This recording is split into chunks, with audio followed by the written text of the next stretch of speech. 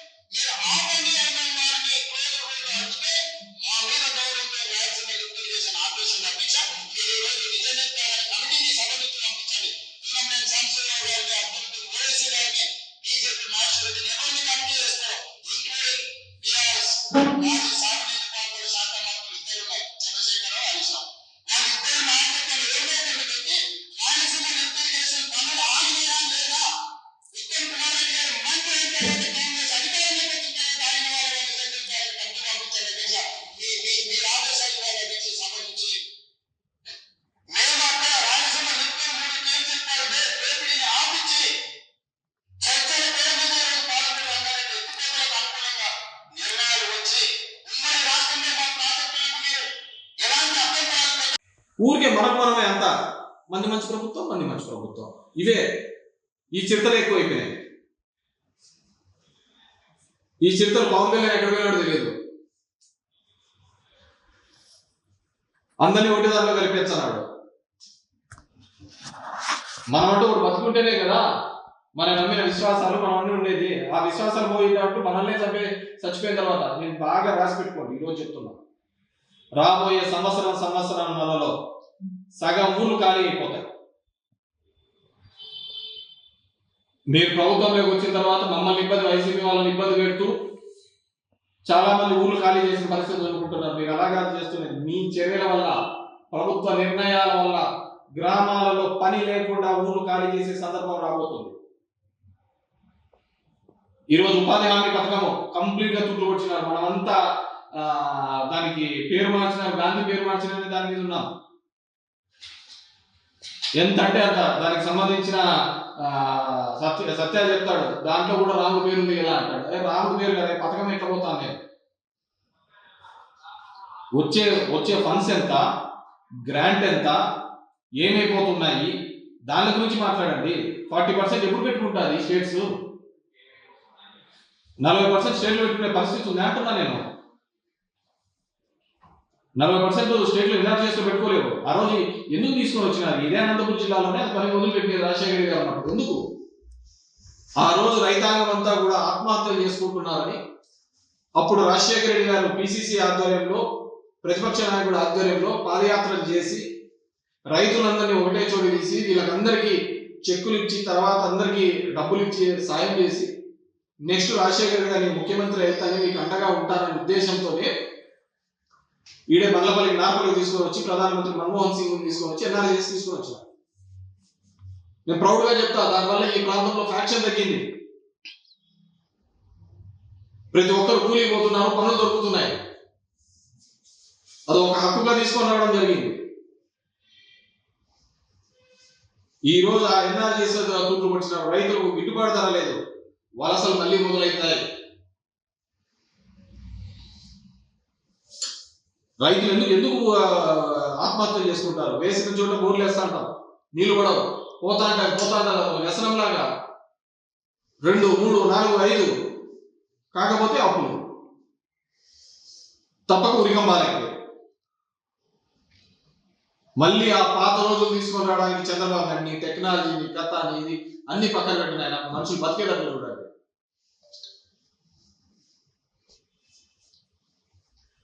కేవలం ఆ పేరు మార్చినారని చెప్పి దాని మీద డైవర్ట్ చేసి అందరూ దాని మీద కొట్లాడుతున్నాం. అసలు నిర్వీర్యం అయిపోయింది.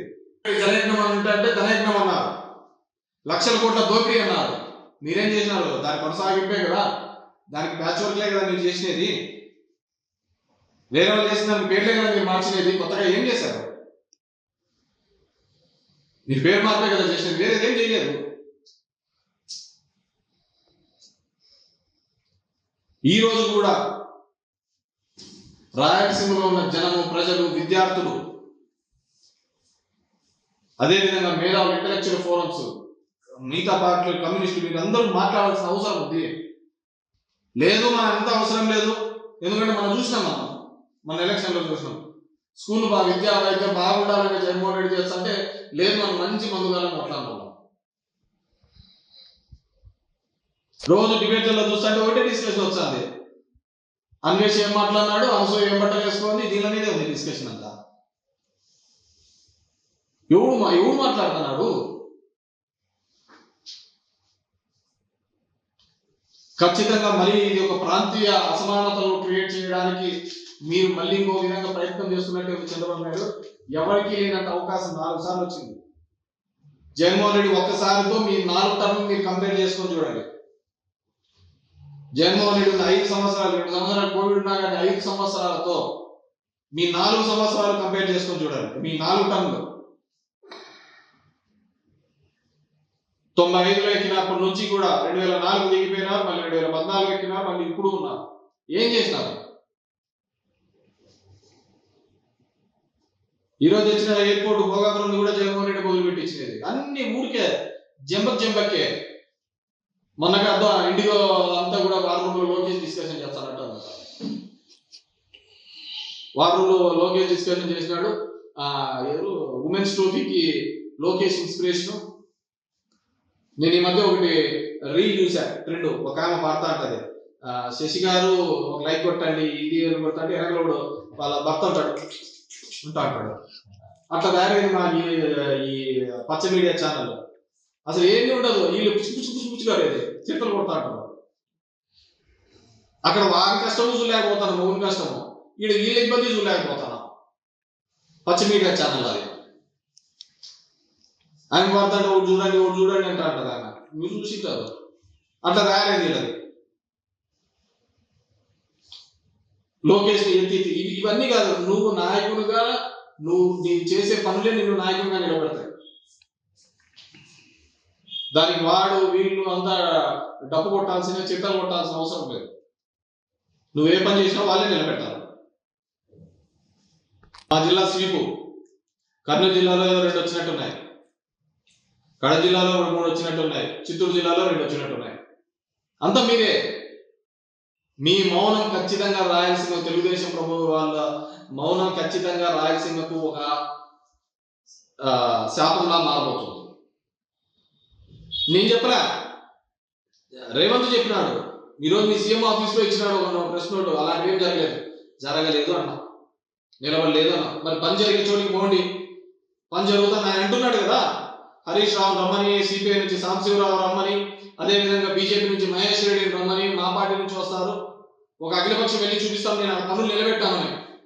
నువ్వు చూపి, లేదయ్యా ఈ 2 సంవత్సరాల్లో ఏదో ఇక్కడ 5,000 కోట్లు ఖర్చు పెట్టాము, ఇక్కడ పనులు జరుగుతున్నాయని నువ్వు కూడా అఖిలపక్షం వేసి చూపించండి. ఆయన కూటమి నాయకుడు పవన్ కళ్యాణ్ గారు ఎక్కడ పోయినారు? మనకు రాష్ట్ర ప్రయోజనాలు తప్ప ఎక్కడెక్కడ కాంట్రవర్సీ చేయాలి అది తప్ప వేరే లేదు. వాళ్ళు నాకు ఇట్లాంటి టైంలో వస్తాడే ఆయన. చంద్రబాబు కొద్ది సమస్య ఉంటే ఆయన రావాలి ఎక్కడో చోట, ఏదో ఒకటి ఇష్యూ. ఏమంటే నాకు గోవిందరాజు సార్లు బాబు మంది ఎక్కినాడు, నాకు 90 ml కావాలి, మన 90 ml దిగుతాడు. అంత పవిత్రంగా ఉన్నాను ఆయన. ఇంతకంటే దౌర్భాగ్యమైన పరిస్థితి లేదు. నేను మొదటి నుంచి చెప్తున్నా, ఈ ప్రాంతవాసిగా ఇక్కడికి నష్టం చేకూర్చడంలో చంద్రబాబు నాయుడు ముందున్నాడు. షార్ట్ టర్మ్ గోల్స్ కాదు, ఇది ఎంత ఏదో రీల్స్ చూస్తున్నట్టు కాదు లైఫ్. ప్రభుత్వం తీసుకునే ప్రతి నిర్ణయానికి వెనకాల కూడా భవిష్యత్తులో చరిత్రలో అది మిగిలిపోయే విధంగా ఉండాలని, చరిత్ర అంతా కూడా ఏది చూసినా కానీ ఈ ప్రాంతానికి మోసం చేసిన వాళ్ళలాగా చంద్రబాబు నాయుడు మిగిలిపోయే విధంగా ఉండదు. సరే అది జనాల యొక్క తప్పులేదు, నేను అట్లా చూస్తే కదా. ఆయన ఏ రోజైతే చెప్పిన మాట మీద ఉన్నాడు, ఏ రోజైతే చేసినాడు చెప్పు. ఆయన ఎచ్చన్నాడు కదా, ఏదో అప్పటికప్పుడు చెప్తా ఉంటాడు. మన ఆలోచన ఏంటంటే ఎవడు మంచి చేసినాడని కాదు, నెక్స్ట్ ఎవడు ఎక్కువ చేస్తాడని ఆశ పెడతాడో వాళ్ళకే పోతాడు.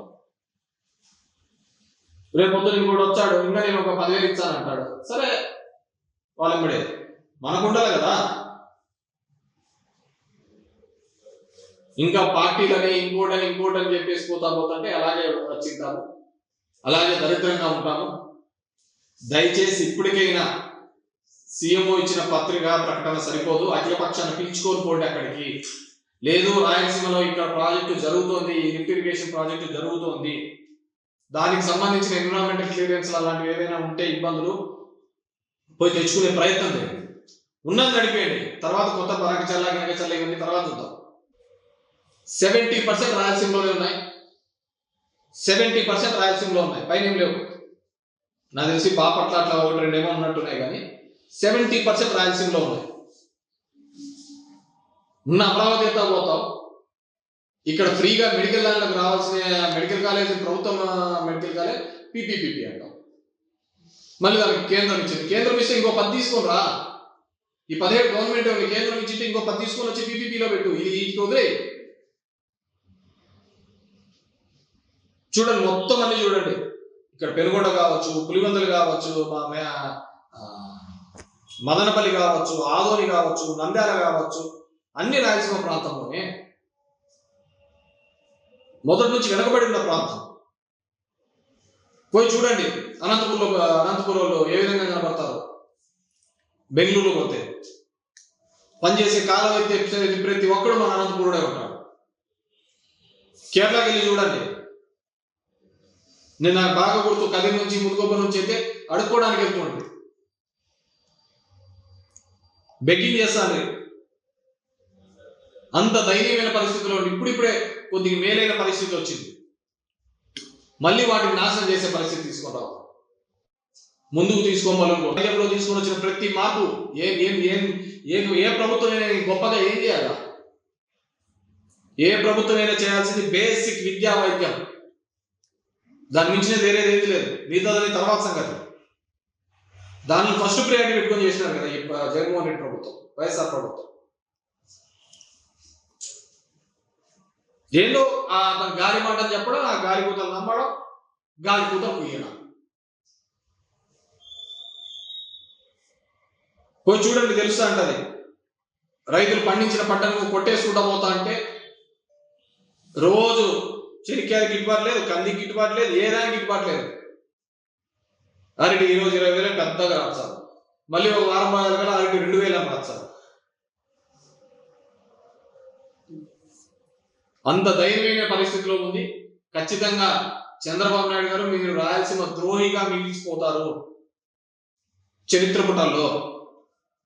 ఈ రాయలసీమ ఎత్తిపోతల పథకం ఎందుకు జగన్మోహన్ రెడ్డి గారు తీసుకొని రావడం మొదలైంది, వీటన్నిటిని కూడా జనాలు, మనము రాయలసీమ వాసులుగా మనం కూడా తెలుసుకోవాలా, ఆలోచించుకోవాలి. ఎక్కడ ఈ బీజం పడింది, ఎందుకు ఈ బీజం పడిందని. ముఖ్యంగా శ్రీశైలం నుంచి రాయలసీమకు, నెల్లూరు జిల్లాకు, చెన్నైకి తాగునీటి అవసరాల కోసం పోతిరెడ్డిపాడు హెడ్ రెగ్యులేటర్ 881 అడుగుల ఎత్తులో ఏర్పాటు చేశారు.